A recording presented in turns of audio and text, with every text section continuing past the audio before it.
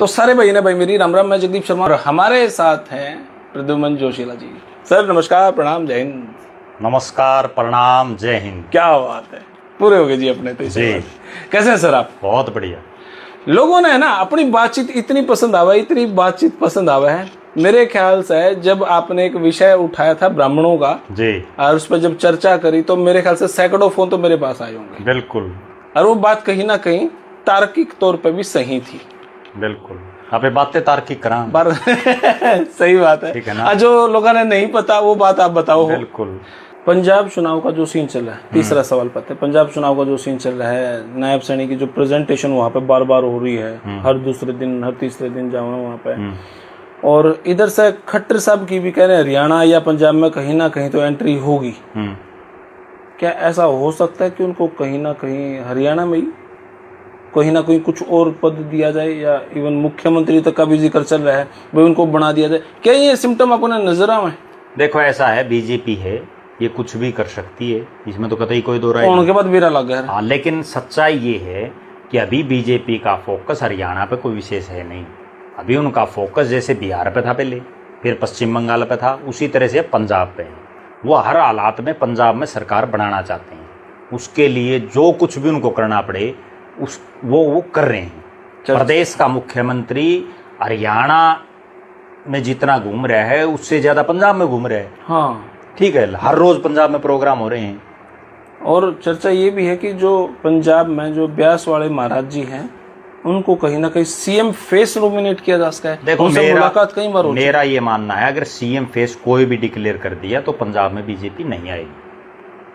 ठीक है ना? बिना सीएम फेस जब सामूहिक नेतृत्व में चुनाव लड़ेंगे ना, वह कोई भी बन सके। हरियाणा में क्यों आई थी बीजेपी? कोई भी बन सके। वो 2014 में जब चुनाव हुआ तो मनोहर लाल खट्टर का तो कहीं नाम नहीं था। तो उस समय ये था, ब्राह्मणों में तो ये था रामविलास शर्मा बनेगा, जाटों में यूं था कैप्टन अभिमन्यु बनेगा, कुछ एक जाटों में यूं था ओम प्रकाश धनखड़ बनेगा, पंजाबियों में ये था कि भाई अनिल विज बनेगा। ठीक है, सारे अपने अपने, गुर्जरों में था कृष्णपाल गुर्जर बनेगा। ठीक है, अहीरों में था राव इंद्रजीत बनेगा, जाटों में चौर वीरेंद्र सिंह का भी जिक्र था। तो कोई 10 नेता ऐसे थे जो मुख्यमंत्री के कैंडिडेट दिख रहे थे। सामूहिक नेतृत्व में लड़ा तो जीत गए। इसी तरह से 2005 में आ जाओ आप, कांग्रेस का राज क्यों बना? उस समय कोई चौधरी भजनलाल के गीत गा रहा था, कोई भूपेंद्र सिंह हुड्डा के, कोई कुमारी शैलजा के, कोई अरविंद शर्मा के, कोई जो है राव इंद्रजीत के, कोई वीरेंद्र सिंह के, कोई किसी के। इस तरह से 10 कैंडिडेट थे सीएम के। कांग्रेस की 67 सीटें आई। उसके बाद जब एक आदमी के नेतृत्व में चुनाव लड़ा, भूपेंद्र सिंह हुड्डा को तो 67 से 40 आएगी, अगलम 15 पाएगी पार्टी। ठीक है, नाम के कारण। ये तो सामूहिक नेतृत्व में ही बात बनती है। बिना सामूहिक नेतृत्व कुछ नहीं हो सकता। हाँ, कभी कभार हो जाता, कोई अपवाद हुए, एक अलग बात है। अब पंजाब में हालात ये हैं कि बीजेपी हर हालात में चाह रही है कि उनका राज आए, और उसके लिए मुख्यमंत्री नायब सैनी लगातार सक्रिय हैं। हरियाणा के अंदर जैसे अर्चना गुप्ता जी प्रदेश अध्यक्ष बनी है, ये तो कह रहे हैं कि जिलाध्यक्ष बदले जा सकते हैं, टीम बदली जा सकती है। क्या मंत्रालय भी बदले जा सकते हैं? और कौन से ऐसे मंत्रालय, कौन से ऐसे मंत्री हैं जिनका आपके बार पत्ता कट सका है? देखो, ऐसा है, सबसे पहले बात यह है कि अभी केंद्र में मंत्रिमंडल विस्तार, और जो बीजेपी की राष्ट्रीय टीम है नितिन नवीन की जी, वो बनेगी। पहले राष्ट्रीय टीम बनेगी, केंद्रीय मंत्रिमंडल का विस्तार होगा। वो जैसे ही होगा उसके बाद फिर हरियाणा की टीम, हरियाणा के मंत्री भी बदलेंगे। मंत्री इसलिए बदलेंगे क्योंकि कई मंत्री ऐसे हैं जिनकी परफॉर्मेंस सही नहीं है, या तो कोई बुजुर्ग हो गए, या कुछ एक ऐसे मंत्री हैं। कौन कौन से? तो भाई सारे नाम बता दूंगा तो फिर वो आप वाली बात है, फिर अगले फोन आऊंगे। आनंद है, ठीक है, कई दिन हो गए फोन आए। भाई कई मंत्री तो ऐसे हैं, बिठा दो गर्मी में चटा के लेंगे। अब सबसे सीनियर मंत्री अनिल विज है। ठीक है, उन तरीके में कहते हो कि उनके खिलाफ मैं सुन नहीं सकता। नहीं तो अनिल विज का आउटपुट क्या है? बात तो ये है ना, केवल बोलने से काम थोड़ी चल जाता है। परिवहन में क्या सुधार किया उन्होंने? भाजपा आई अनिल विज और रामविलास जी के कारण है। अनिल विज तो बीच में बीजेपी छोड़ गए थे, आपने इस बात का पता है? बीजेपी इसलिए छोड़ी, टिकट किसी और की दे दी तो उन्होंने आजाद उम्मीदवार का पर्चा भर दिया था। नहीं, वो अलग बात है, लेकिन छोड़ तो गए। बीजेपी में एक आधा मर्द आदमी उनका नाम आपटा, मैं मेरे पे सहन नहीं होगी ये बात। चलो, नहीं होगी तो देखो भाई, अपन रामविलास जी को मैं अनिल विज साहब पसंद है। हालांकि मेरी मुलाकात आज तक उनसे 1-2 बार हुई होगी, लेकिन वो हरियाणा के मतलब गब्बर हैं। हाँ, बाजीराव हैं। चलो उनके खिलाफ चित्रा सरवारा इलेक्शन लड़े हैं।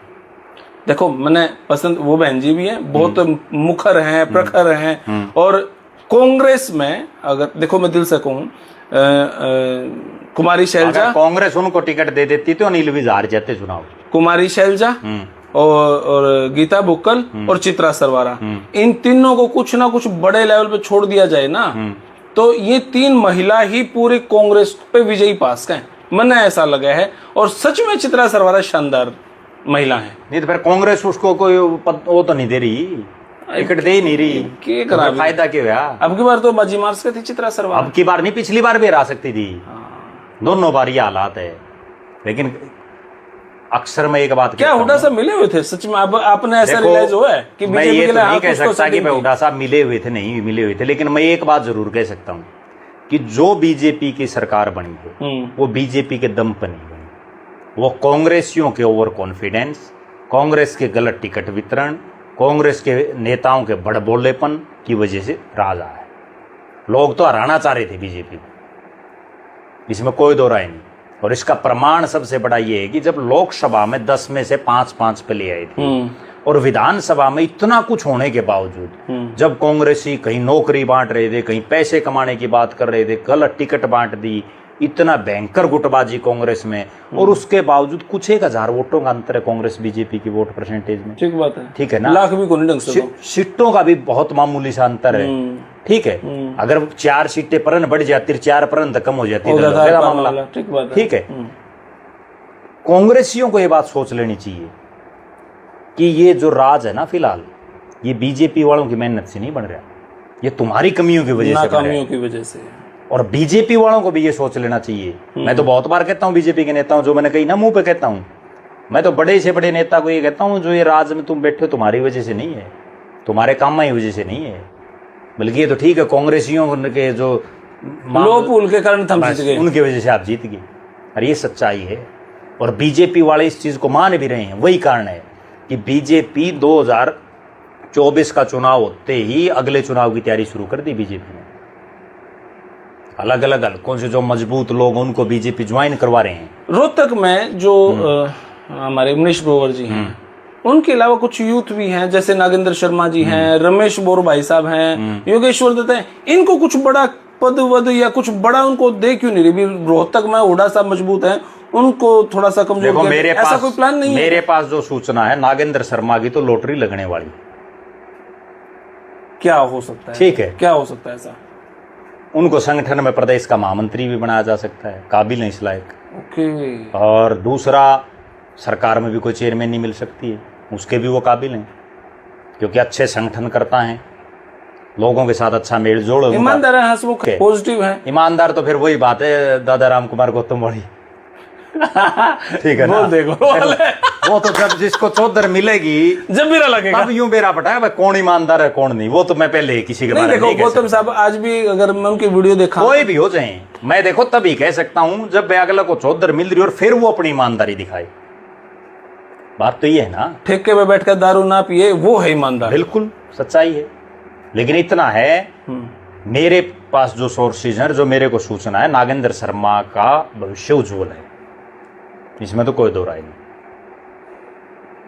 और बाकी बीजेपी के रमेश बोर है, योगेश्वर दत्त है, योगेश्वर दत्त गायब हो गए। योगेश्वर दत्त तो ऐसा है, एक तो असली कहानी क्या है, जो ये सेलिब्रिटी टाइप के लोग हैं ना, चाहे कोई खिलाड़ी हो, कोई फिल्म स्टार हो, या कोई सिंगर हो, या कोई भी हो, वो एक आधा चुनाव तो तुक्के से कोई जीत जाता है, लेकिन ज्यादातर राजनीति में कामयाब नहीं है, और कई तो जीतते नहीं। अब योगेश्वर को 2 चुनाव लड़ा लिए, दोनों हार गया। उपचुनाव में इतना जोर लगा रखा था पार्टी ने, सारा अंगा लग रहा, तो भी हार गया। सारी सरकार बैठी थी, जेजेपी बैठी थी। लेकिन उसमें ये तो बात है भाई, आज तक की सबसे ज्यादा वोट लेने वाला आदमी, वो बात ठीक है, उस चीज को कोई नहीं पूछता। हार वोट चाहे आपके 1 आया और चाहे वोट आपके 1 लाख आए हो, अगर आप हार गए तो हार है, 1 लाख आ गए तो भी हार है, 1 आया तो भी हार है। असली कहानी क्या है, योगेश्वर जैसे जो हैं उनका पार्टी को यूज इस ढंग से करना चाहिए, जैसे उनको खेल डिपार्टमेंट में कोई चेयरमैन डायरेक्टर कुछ कुछ बना दें, जिससे क्या है कि वो खिलाड़ियों मोटिवेट कर दें। ठीक है, ओलंपिक संघ में उनको कोई बढ़िया जिम्मेदारी दें, वो चीज़ें करनी चाहिए ऐसे लोगों के लिए। ठीक है ना। अब ये क्या रहे हैं ओलंपिक संघ में, तो क्या पता इसे बना रखे हूँ जिन्हें बेचारा न बेरा ना हो, ओलंपिक स्पेलिंग के नाम दी हो, ठीक है, ठीक बात है। और नहीं खेल का ना पता हो भाई कौन सा खेल किस ढंग से क्या है, ठीक बात है। और जो खिलाड़ी हैं उनको रुके दे मैं तम एमएलए का चुनाव लड़ लो। वो ठीक है कुश्ती के दांव पे लगा सकते हैं। अब विनेश फोगाट को एमएलए तो बना दिया जुलाना के लोगों ने, कांग्रेस ने टिकट भी दे दी, लेकिन आज क्या हालात है जुलाना की, वो विधानसभा में नहीं आती, ज्यादातर विधानसभा के सेशन में नहीं आती, ऐसी विधायक है। सीएलपी जो विधायक दल की मीटिंग होती है कांग्रेस की, उस मीटिंग में नहीं आती। बताओ फिर क्या फायदा, इस्तीफा दे दी इससे तो अच्छा। एक टाइम पे एक के काम करना चाहिए ना। अब वो एक तरफ तो यूं चाह रही है कि मैं दोबारा से कुश्ती में भी बढ़िया पहलवान बन जाऊं, दोबारा मेडल जीत जाऊं। दूसरी तरफ वो जो है एमएलए की कुर्सी भी नहीं छोड़ना चाहती। भाई अगर आपको पहलवानी करनी तो आप एमएलए कुर्सी छोड़ दो। 5 साल के लिए जनता ने आपको विधायक बनाया है, सरकार तनख्वाह दे रही है, जनता के खून पसीने की गाड़ी कमाई से तनख्वाह मिल रही है, ठीक है, तो आप वहां फोकस करो ना। अगर आपने पहलवानी करनी है 5 साल बाद कर लो, या आप एमएलए कुर्सी छोड़ दो। तो भाई हमारे साथ प्रद्युमन जोशीला जी, आज तो बहुत सारे फोन आएंगे भाई। मैं पत्रकार नहीं हूँ, यूट्यूबर हूँ, और जिस तरीके से हम घर में बैठ कर आराम से बैठ के सारी बात कर ले, हाँ वही तरीका हमारा यहाँ पे भी है। और भाई इसी तरीके से सिस्टम चलता रहेगा। आप अपनी राय अपनी प्रतिक्रिया कमेंट बॉक्स में जरूर देते रहें। तब तक के लिए धन्यवाद। जय हिंद, भारत माता की जय। बहुत बहुत शुक्रिया सर, बहुत बहुत धन्यवाद।